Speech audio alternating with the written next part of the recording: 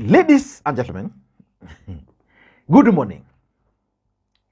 Raila Odinga is actually waking up to bad news this morning. Rigathi Gachagua, who is the Deputy President of the Republic of Kenya and the Mount Kenya kingpin, in quotes, has actually set the deadline of wooing Azimio members of parliament from Mount Kenya region to Kenya Kwanza.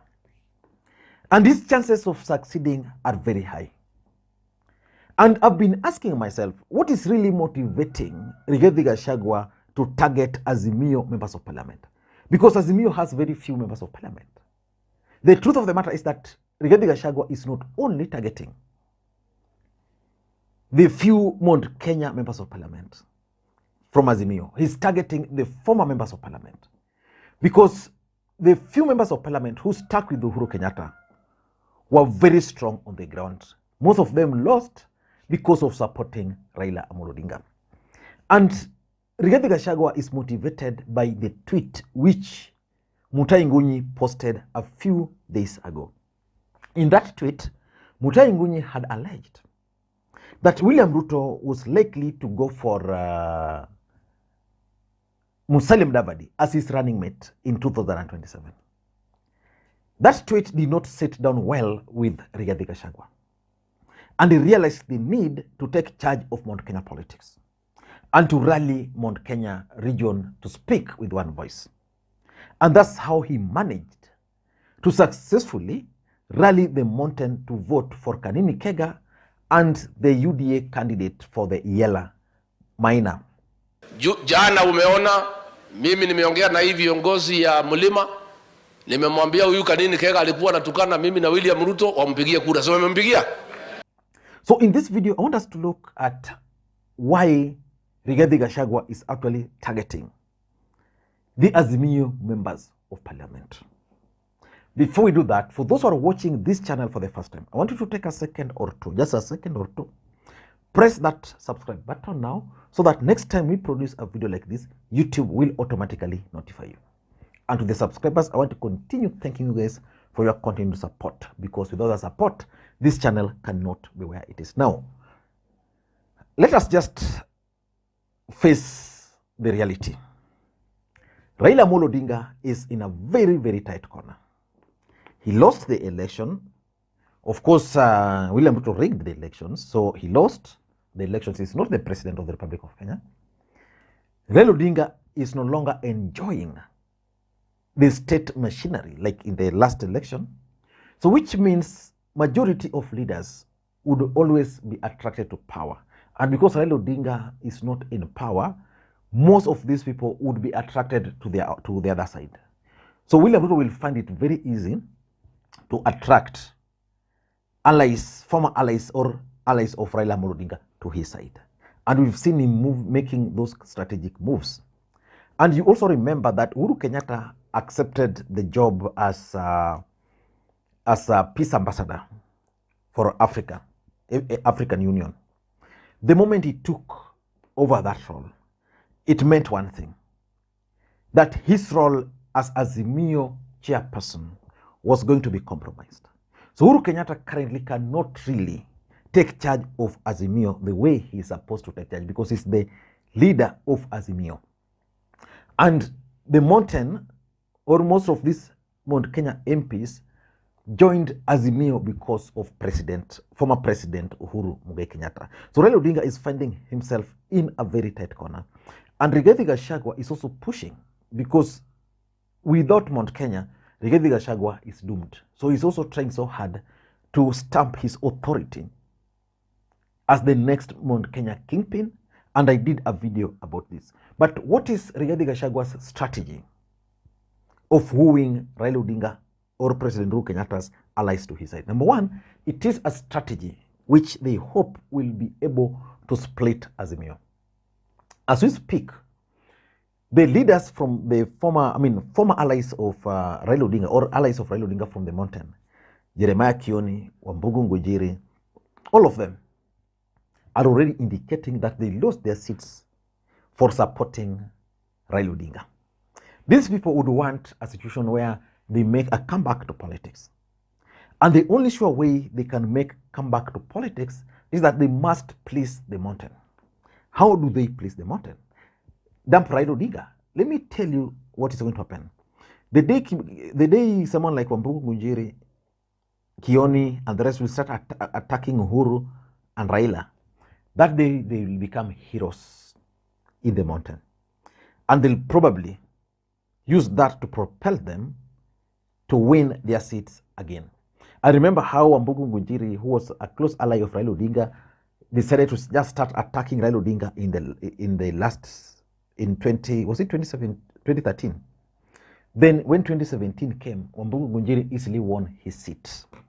That's exactly the strategy which they're likely to use. And by following that strategy, Azimio is going to split. Because if you ask me, these guys could be rebelling because of Martha Karua. And they're making it very clear that Raila Odinga ended up choosing Martha Karua, who was not in Jubilee. So let us wait and see. But the strategy which they hope to achieve is to use it to split Azimio. Because they can never be Azimio without Jubilee. That's the honest truth. Without Jubilee, if Jubilee will leave, there will be no Azimio. And that's the strategy. Number two is to try and isolate Raila Odinga. Currently, there's no way you can isolate Raila Odinga.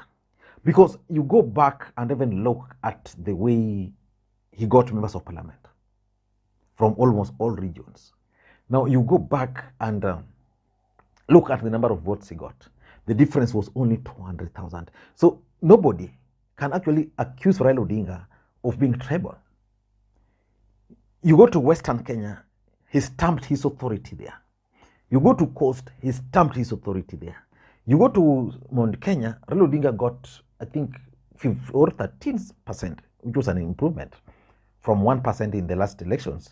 You go to Rift Valley, he stamped his authority in the Ma community, in Turkana, places like Samburu. So Raila Odinga is actually a national leader. So the only way you can isolate Raila Odinga is by removing from his side his support, like you take away Jubilee. Ruto is busy trying Coast and trying Western Kenya. The idea is that once you get Jubilee out of Azimio, then you get Wiper out of Azimio, then Raila Odinga is going to be isolated. He's going to remain as Raila Amolo Odinga. But that approach has never worked before. Raila Odinga is a shrewd politician. You can't really isolate him because the advantage Raila Odinga has is that he enjoys support of his grassroots supporters, not necessarily the leaders. The leaders, you can win them over, but his grassroots support, you can't easily win. That explains why, for example, in Turkana, despite the fact that Nanok played a key role for William Ruto, he was the campaign manager, he was the coordinator. Then when elections came, Raila still defeated Ruto in Turkana. He won the governor, MCS in that particular region. So they are trying to isolate Raila Odinga, which is not going to work. Number three, I tend to think that Rigathi Gachagua, in his mind, believes that he can make former President Uhuru Kenyatta irrelevant. He can make him irrelevant by winning these people to his side. But I don't know. I don't know Uhuru Kenyatta's game plan so far. But if Rigathi Gachagua can actually succeed in winning the support of these members of parliament who remained with Uhuru Kenyatta before the last election, let's say someone like Sabina Chege, Kanini Kega, because the other day I listened to Kanini Kega, he was like very thankful to UDA members of parliament from Mount Kenya, because without them he would not have won, which is true anyway. So the truth, and this is the reality, is that Rigathi is trying to make Uhuru Kenyatta irrelevant and therefore inherit that base. And the effect of Uhuru Kenyatta being irrelevant is known. Azimio will be dead, Raila Odinga will not have any impact, and probably that's why Raila Odinga has convened an urgent meeting with his allies over the unity in Azimio. Number four, Rigathi Gachagua is keen on becoming the Mount Kenya kingpin. You can only become a kingpin if you enjoy massive support. The truth of the matter is that Rigathi Gachagua is at a better position of being Mount Kenya kingpin. He's the deputy president, he has the money, And Rigathi Gachagua is now emerging as a protector of the mountain. But importantly, you can only be a kingpin if you lord over your subjects. So Rigathi Gachagua would want a situation where the members of parliament from Kenya Kwanza swears allegiance to him. I saw how most members of parliament, the Nyeri governor, the Nyeri women rep, they were like swearing their loyalty to Rigathi Gachagua. So Rigathi Gachagua wants to be the kingpin. And he wants to do that by rallying all the entire Mount Kenya region behind him. That's something which Uhuru Kenyatta failed to do in the last election.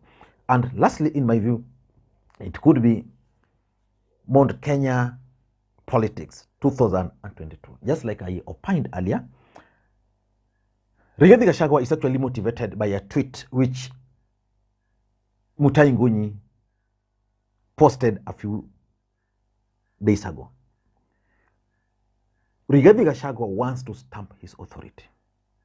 The only way to stamp authority is bringing these people together. Then once that authority is stamped, then he can now negotiate on behalf of the community.